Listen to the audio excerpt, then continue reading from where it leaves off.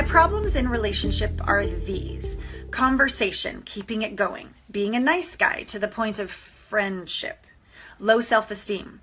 My narc loved that about me. Stonewalling to try to make peace in the relationship. Here's my background. My sister, who is 2 years older than me, is a toxic narc.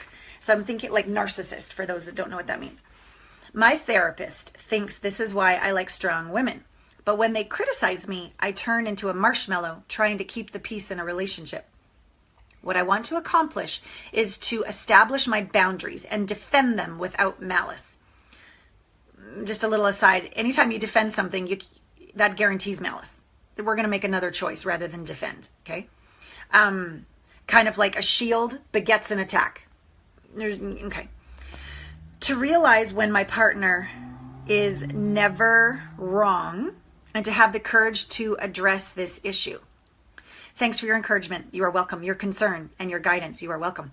I'm developing a new relationship with a woman who has the compassion and empathy that was missing twice before. I guess 2 other relationships before, yeah? She's the director of human relations in a large Midwestern city. So I want to be the best me, capitalized, that I can be for this new chance at love. Doug. Awesome. Okay. So it sounds like you've done a lot of work on identifying behaviors such as narcissism, and you're beginning to be aware of your, what do we call them, survival mechanisms connected to that kind of behavior. All of this is good. Okay, so the perfect part of this course for you, see, there's a certain level of, I call it sprinkles on top of the ice cream cone of shit. So at the very bottom, there's a wound. I call it the ice cream cone of shit. And on the top, we can have all these survival mechanisms, all these coping mechanisms, all these, I'm so smart, I understand now. And it kind of comes with your defend. Like you sort of know how to deal with all this stuff because you have so much more knowledge. But underneath it all, you can hear by the tone of my voice and everything, there's still something way down there that hurts, is scared, does not feel peaceful, does not feel appreciated, does not feel at rest, does not feel at one, is freaked the fuck out down there, okay? That's the shit in the ice cream cone. So I feel like you have grown with a lot of effective sprinkles, but I don't sense there is ease, home, openness, flow, vulnerability, bold, freedom of choice. Like I don't feel that. So I'm still feeling there's an ice cream cone with still some shit in there. To realize when my partner is never wrong and have the courage to address the issue. Okay. Sprinkles operate on the level of good, bad, right, wrong. I'm superior, you're inferior. You're superior, I'm inferior. I'm right, you're wrong. Good, bad. It's all this like tit for tat kind of stuff. Again, it's more a sprinkles level. True consciousness is allowance of everything, which does not mean you like it, does not mean you prefer it, but you're not resisting. As soon as you resist, it sticks you and you're stuck in the sprinkle world. You're stuck in the defending world. There's no way around it. Allowance is this sucks and I'm okay. Okay, it's open, it's allowing. Non-judgment means I'm not any better than anyone else. I'm not superior. I'm not inferior. I'm fabulous in my wonderfully wobbly magnificence. And so are they. See, I'm resisting nothing. I'm not being superior, inferior. I'm not engaging in the tit for tat. I am the limitless, expansive everythingness of the universe. In me, as me, and through me. Can't touch this. I am so big. I think you can sense the difference. I'm hoping. What does that require? That requires that little you inside your heart. There's lots of little yous. Maybe inside your voice, speaking your truth. Maybe inside your balls, not feeling grounded on the planet.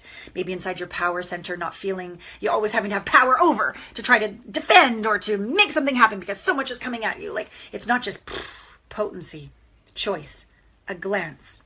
Just a glance. Have you ever seen those mothers who just glance at their child and their child changes their behavior? She didn't do shit, but she was like open, and that energy, right? That's true potency. Okay. All of that comes from a little you inside who has been so traumatized, terrified, abused, made wrong, all of this for a long time because your sister, basically your whole life. Okay. That little you inside has only learned to survive, not thrive. And rightfully so, because if he didn't, he would have been taken down by this woman, the total narc, okay? So your job, and again, perfect timing, because this week on Thursday, there's going to be a very politically incorrect but highly effective process that I'm going to ask you to go through with your sister, so you can get out of this cycle of being hooked into a world of narcissists and this kind of thing, because you're resisting it. What you resist persists. It literally sticks you, okay? We need to unhook you from that. But little you is too terrified to stop resisting because he's going to get hurt. So we need to go through this process, and then you need to reconnect with him and go, hey, I love you no matter what. I love you if you're terrified. I love you if we need to do some TRE, which is trauma release exercises. You can find it online to release the trauma out of our body in a healthy way that doesn't re-trigger emotions, okay? You sort of stretch and you lay on your back, and it's like the inner, you lay with your knees bent and you open your thighs and you just let the natural tremors happen for like maybe 10 minutes. You can learn all about it online. It's a way that our bodies and our brain synapses and our central nervous systems can release trauma without triggering anything in the emotions. It could be very effective for you if you've dealt with a lot of trauma in your life, okay? It could be a practice that you do every day, every other day kind of thing throughout our 7, 8, 9 weeks of this program, okay? So, little you, when criticized, turns into a marshmallow trying to keep the peace in a relationship. Another way, it gives your power away. Okay, in order to be safe on the outside. Why? Because he doesn't feel safe on the inside. So your job throughout this course, through these processes, is to go inside and make sure he feels safe. You're going to keep him safe. You're not going to let somebody's criticism change his worth, change his security, change how much you appreciate him, change anything. You become so secure on the inside with him, honoring him, listening to him, affirming him, appreciating him, adoring him, listening to him, loving him even when he's scared, just as much as you love him when he's triumphant. Unconditional, without condition, connection to self. 100%. 100%. That when somebody criticizes you on the outside, I call it my little, like, whatever, like the energy comes, and normally you defend, right?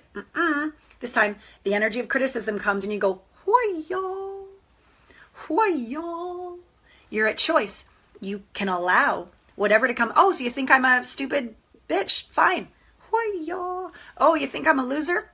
That's interesting. Why-ya. You just let it go by. Why? Because little you is safe and sound, safe and secure, totally appreciated, nothing to defend against, and you become the oneness, the openness, the limitlessness in the face of anything. I learned this by being super, super, super made wrong in court, and by my ex, and the way he controlled me is that I kept on defending and justifying all the time.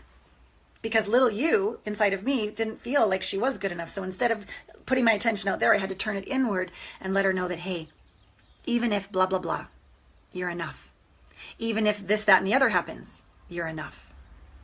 Even if nobody likes you, I love you. Even if you go bankrupt, I'm here. Even if we never make it as a bestseller, I love you. Even if we're single forever, which is highly unlikely, but even if it happens, I love you. That's unconditional love. Even if you're super insecure, I'm here. Okay? That's your job.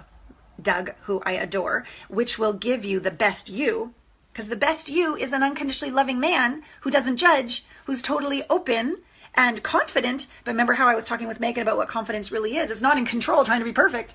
It's in being real and being honest.